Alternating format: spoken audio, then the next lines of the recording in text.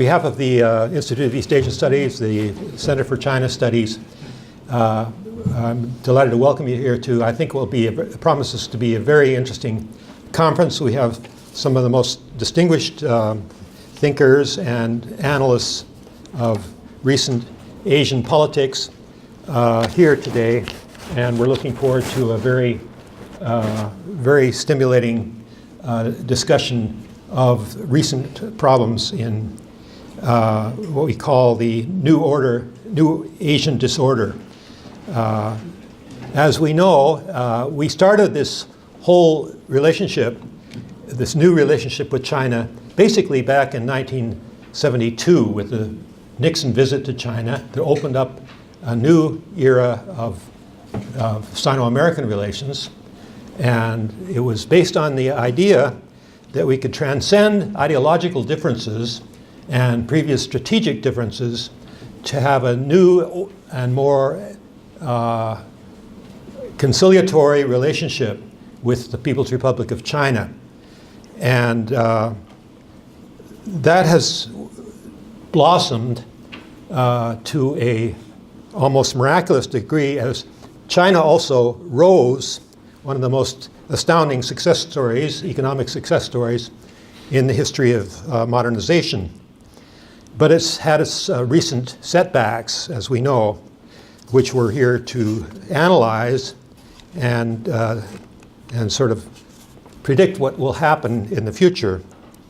Basically, one of the problems is that China's very, very successful economic modernization seems to have gone more recently, at least since 2012 or so, has been accompanied by a democratic modernization in the opposite direction, which has caused sort of cognitive dissonance by people who analyze directions in China, and a certain amount of controversy about how that should be readjusted.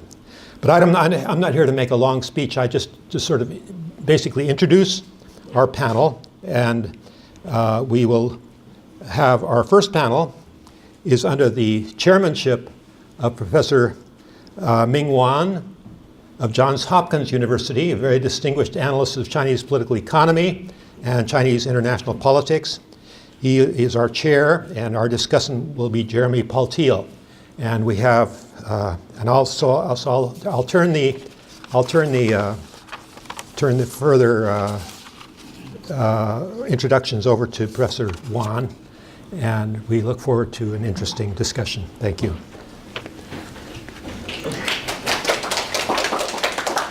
Okay, my name is Tim Heath. I'm a senior researcher at the RAND Corporation. What I want to talk about today is the U.S.-China rivalry and how I think it is taking on interesting dimensions that are almost unique in history. So I use this term post-industrial society, post-industrial age, and I want to clarify what I mean by that. I'm talking about the post-Cold War era, essentially. I use this term to characterize a certain kind of country. These are the most advanced economies in general, generally aging, large tertiary sector. They still have some industry, but it's mostly more of an advanced kind. A lot of Western Europe is kind of understood to be post-industrial, the US, Japan. China is transitioning, I would argue, into something like this. That's partly what Xi Jinping is trying to do. But what these societies have in common are certain demographic features, technological, economic features, and I want to talk about that. But I want to acknowledge up front, it's a very imprecise term. A lot of countries in the world are still on a subsistence level or still industrializing. I'm not really talking about those countries. There's a small subset that I want to talk about, and I want to say rivalry with those countries takes certain forms. So rivalry as a concept has received a theoretic treatment in the past few years. It's a concept that interests me a lot. It has some, I think, explanatory power and helps us anticipate possible developments between countries. It also helps identify some drivers of conflict that we can start to develop measures and ways to observe.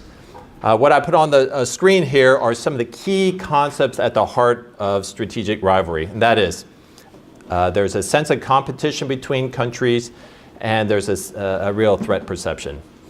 Before I go any further, I just want to emphasize that the reason why rivalry matters so much is that if you look at all the variety of countries in the world, only a very tiny subset of countries are responsible for the overwhelming majority of conflict in the world. And these small number of countries tend to be repeat offenders, and they tend to be repeat offenders against the same countries. So it's almost like out of all the countries in the world and their relationships you can have, a small number of countries have very problematic relationships that incentivize them to go fight and even go to war sometimes. And this concept of rivalry tries to help explain that to some extent.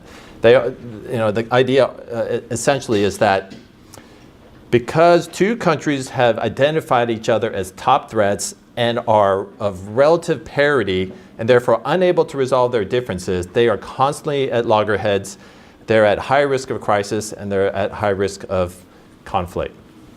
The more intense the rivalry dynamic, the higher the risk of conflict. And then there are symptoms you can start to derive from these two ideas of competition and threat. Arms racing, alliance building, dispute issues that are multiplying, multilateralization of disputes. These are all phenomena that tend to correlate with an intensifying rivalry dynamic. And here, I just put on the screen for consideration some indicators. These are very broad, very generic, not very precise, but they give you a sense of the kind of phenomena you should look for if you want to assess what are the risks that two countries are facing a heightened risk of a crisis or a conflict. Competition and threat perceptions I mentioned are the really core dynamics. One way you can observe competition is the way a country mobilizes the people and resources and military power to target a particular country. World War II is a classic example of where countries mobilize their populations and the propaganda is mobilized and the economy is mobilized to go against somebody. Threat perception. Often state leaders will clearly identify a country as a threat, and that's one way you can directly observe this threat perception is when state leaders themselves say this country is the threat to our country. And then the others are phenomena that correlate with intensifying competition and threat perception. In general, for example, rivals have a variety of disputes that cannot resolve. It aggravates the threat perceptions, it aggravates the sense of competition, and it incentivizes leaders to start contemplating the use of force to resolve the differences. Arms racing, that's like, and I give some description of what that looks like. I'm not going to go through these in detail, but you can see that this gives you a sense of what we're talking about. Next, I want to talk about, so where do things stand in Asia? And I would argue that if we take about 95, 96, the Taiwan Straits crisis as a starting point of the current US-China rivalry, there has definitely been some intensification of this dynamic. Competition has definitely increased. Threat perception, you saw the American National Defense Strategy, National Security Strategy, which identified China as a threat. There's definitely been some upward momentum. However, what I want to emphasize is you need to measure rivalry against some kind of standard, right? So that on the high end, I would say if we take as a standard perhaps the US Soviet Union in the Cold War, 50s and 60s, as a bar of a really dangerous rivalry, where there's a very high level of mobilization of resources, very high threat perception, very high levels of arm racing, multiple dispute issues, alliance building, crises, there's a series of crises, and a real risk of war. Compared to that standard, many of these have certainly are worrying, but they're not at that level. They're somewhere in between very peaceful relationship, like perhaps U.S. and Canada. I have some Canadian colleagues on the table, and we maintain good friendly relations with Canada. And somewhere between that and between that kind of very dangerous, acrimonious rivalry. The key question to ask is, what is the future trajectory of this rivalry? The rivalry is underway, and it can go several directions. Experts on rivalry do not have a consensus on what is the pattern of rivalry? Does it move in a volcano? This is kind of what they call a volcano pattern. Does escalation increase over time, leading to war and explodes in a big war? Or is it something that over time stays relatively stable? There could be ups and downs, crisis, peace, but overall it's a little change. Or does it start off really intense and then decline over time, the risk?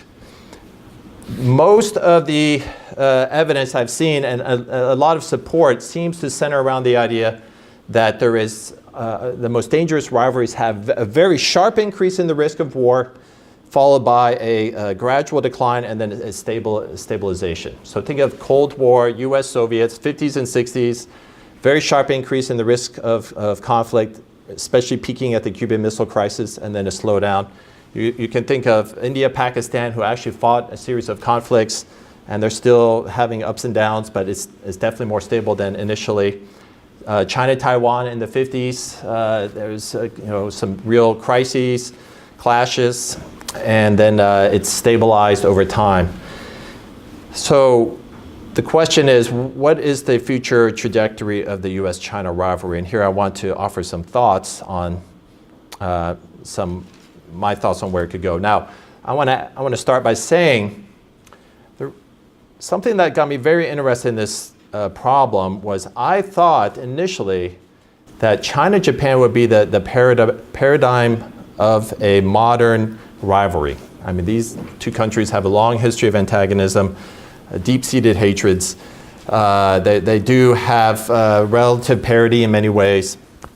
And so based on this scholarship, the prediction that would seem to flow is that China-Japan would be headed towards a serious crisis, possibly a clash, and then maybe over time stabilize. But in my observation, that hasn't really happened. What has happened is, certainly tension has increased after Senkaku's nationalization in 2012.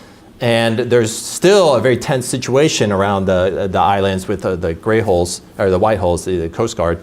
But China and Japan have found a way to maintain relatively stable ties that actually have thawed and relaxed in current years.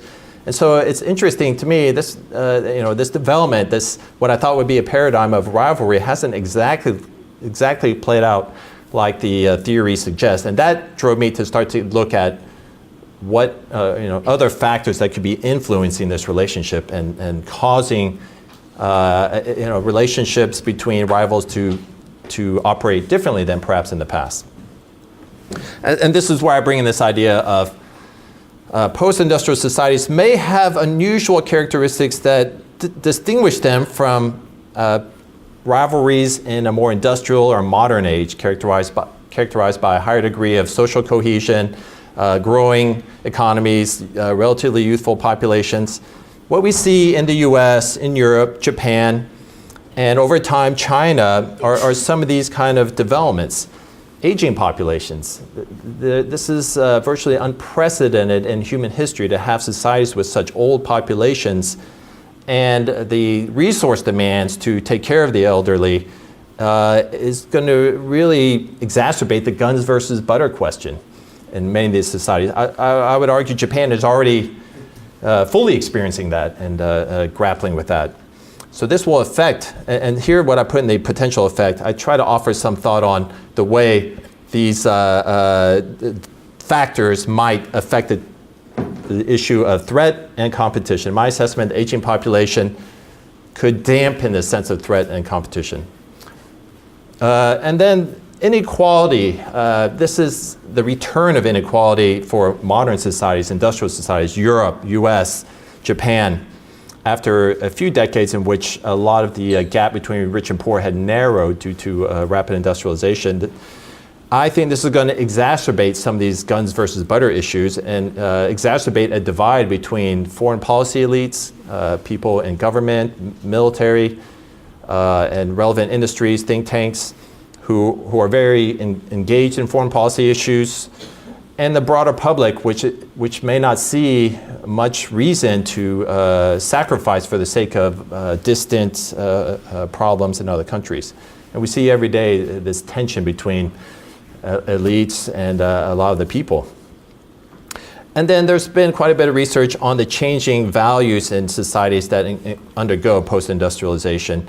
In general, people in Japan, Europe, US, and just anecdotally, some evidence I see in some of the cities in China, tends to be a transition more towards individual-focused values, skepticism about authority, more skepticism about serving in the military and sacrificing one's life for the sake of the country. These kind of values tend to grow when countries undergo this type of transition. So this could also help dampen the sense of competition and threat.